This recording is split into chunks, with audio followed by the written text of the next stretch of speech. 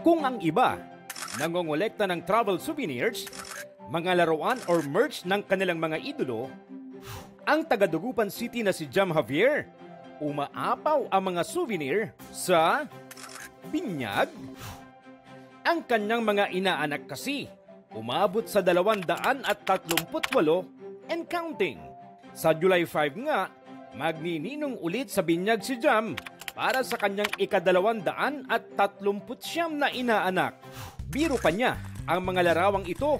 Pwede raw gamiting resibo ng mga inaanak pag maniningil ng aginaldo. Sa dami nila, Jam, ang totoo, kabisado mo ba lahat ng pangalan nila? Recently lang po may nakasalubong po ako dyan sa market. Nag-bless siya sa akin. Ninong, sabi niya sa akin, sino ka? Hindi ko naman kilala. Yung dalaga ng Palandes, nagpakilala po siya na ako po yung anak ni Chichi.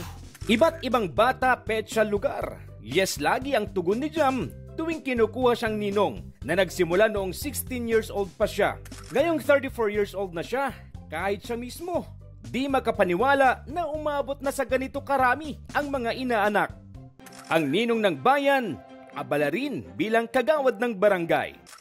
Para sa GMA Integrated News, CJ Torida ng GMA Regional TV. Nakatutok, 24 oras.